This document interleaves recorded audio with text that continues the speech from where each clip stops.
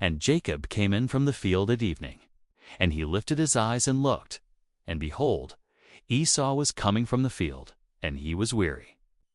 And Esau said to Jacob, "Let me eat some of that red pottage, for I am weary." A pivotal moment, a desperate bargain struck in the dust of a harsh world. The scent of lentil stew filling the air, a hungry brother's plea, a cunning brother's opportunity. This was not merely a family squabble, it was the hinge upon which history would turn. A blessing sought, a birthright traded. The air crackled with unspoken tension, the future of a lineage hanging in the balance. This is the story of Jacob's blessing. Jacob, returning from the fields, weary and perhaps a little too eager, found his brother Esau, a hunter, spent and famished. The aroma of the red stew, a simple meal, was an irresistible lure to Esau. "Let me eat that red stuff," he pleaded, his voice raw with exhaustion. Jacob, ever the strategist, saw more than hunger in his brother's eyes. He saw a chance. The birthright, the coveted double portion of inheritance, was Esau's by right of primogeniture. But Jacob, driven by a deeper, perhaps divinely inspired ambition, saw an opening in Esau's moment of weakness. He demanded a price, a trade that would echo through millennia. The stew was served, the bargain sealed in that fleeting instant. A hungry man's impulsiveness, a brother's calculated move. We begin our investigation with the discovery of goat skins, a subtle yet damning piece of evidence directly connected to the narrative of Jacob stealing the blessing. The research team unearthed these artifact fragments near what is believed to be an ancient patriarchal dwelling, a site resonating with the biblical account. These meticulously preserved goat skins were not mere remnants of daily life. They were the very tools of deception. Analysis indicates they were prepared with remarkable skill. Designed to mimic the rough, hairy texture of Esau's skin, this points to a deliberate and sophisticated plan, stark contrast to a spontaneous act of trickery. The careful preparation of these skins suggests forethought, an understanding of Isaac's heightened senses in his old age. Imagine the tension. Jacob swathed in these skins, attempting to deceive his blind father. The scent of the fields clinging to him, masking his own familiar odor. The goat skins found are not just archaeological curiosities. They are tangible proof of the calculated nature of Jacob's actions. A physical manifestation of a well-orchestrated deception. This discovery anchors the narrative in undeniable material reality, transforming a sacred text into a verifiable historical event. Rebekah, Jacob's mother, overheard Isaac's intention to bless Esau, a decision that would have profoundly altered the course of their family and, by extension, the future of the covenant. Her loyalty was to Jacob, her belief in his destiny unwavering.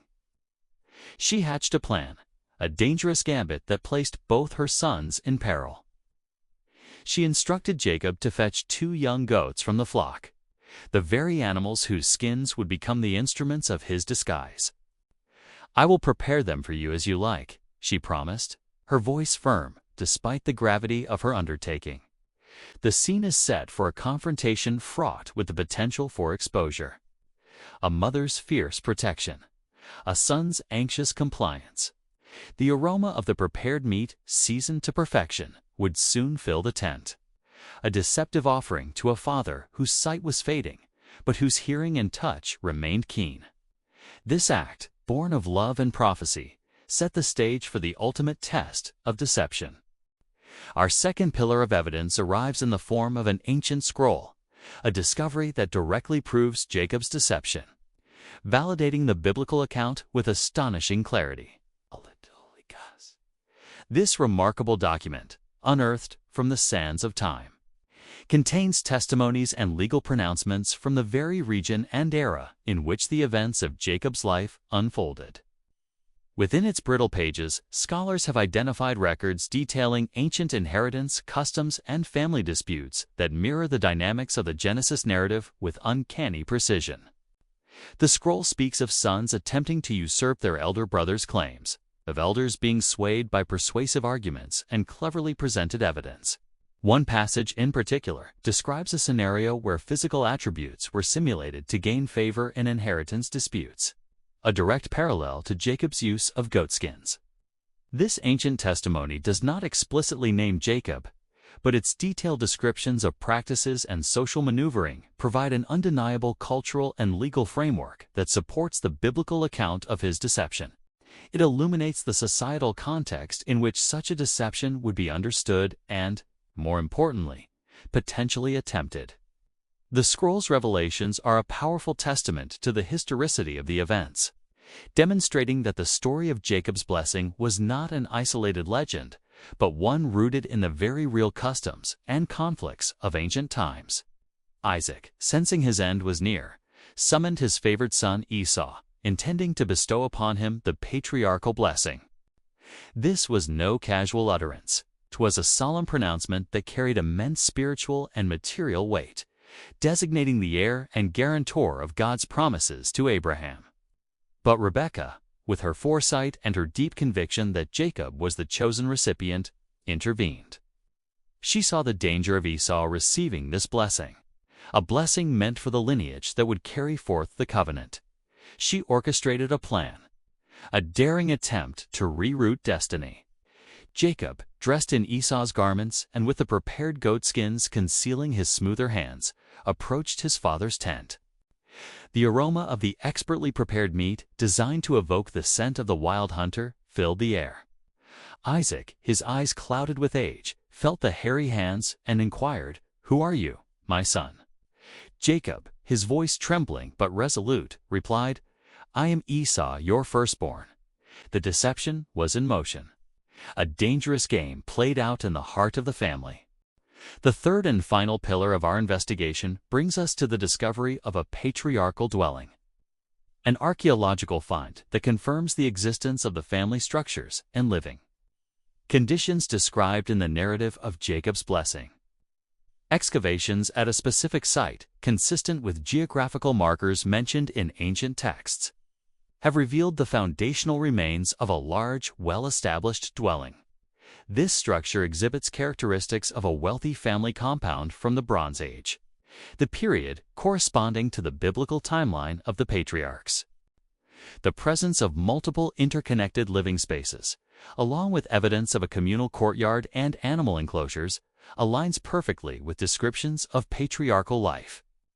Crucially, the dwelling's layout and the artifacts found within suggest a family of significant standing, one that would possess livestock, such as goats, and engage in the practices detailed in the Genesis account. This discovery provides a tangible, physical context for the story, demonstrating that the family of Isaac and Rebekah would have inhabited such a substantial residence.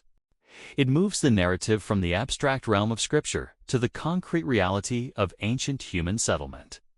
The patriarchal dwelling found is not just stone and mortar. It is a testament to the reality of the lives lived within its walls, the lives of Jacob, Esau, and their family, and the critical events that transpired there. Isaac, still uncertain, asked Jacob to come closer and allow him to feel him, to confirm his identity. He felt the hairy arms and declared, "The voice is Jacob's voice, but the hands are the hands of Esau." The palpable tension in the tent was immense. A father's failing senses battling with his intuition, a son's desperate gamble.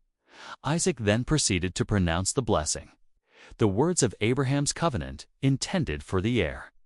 "May God give you of the dew of heaven and of the fatness of the earth, and plenty of grain and new wine. Let peoples serve you, and nations bow down to you. Be lord over your brothers, and may your mother's sons bow down to you." It was a profound and life-altering pronouncement. Later, when Esau arrived and realized the enormity of what had transpired, his despair was absolute. His bitter cry, "Bless me, even me also, O my father," echoed through the tent, a stark testament to the irreversible consequences of Jacob's cunning and Esau's haste. We have presented a three-point case for the historical reliability of Jacob stealing the blessing. First, The discovery of goat skins provides tangible evidence of the physical deception employed, their preparation directly supporting the biblical narrative. Second, the ancient scroll validates the cultural and legal context of inheritance disputes in that era, proving that such deceptions were understood and practiced within the societal framework of the time. Finally, the discovery of the patriarchal dwelling offers a concrete archaeological setting for these events, confirming the existence of the wealthy landowning families described in Scripture. These findings, woven together, create a compelling tapestry of truth. The story of Jacob and Esau is not merely a parable.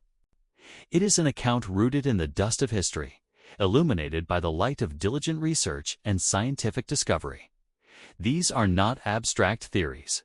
These are facts that resonate through time, confirming the enduring veracity of the biblical record.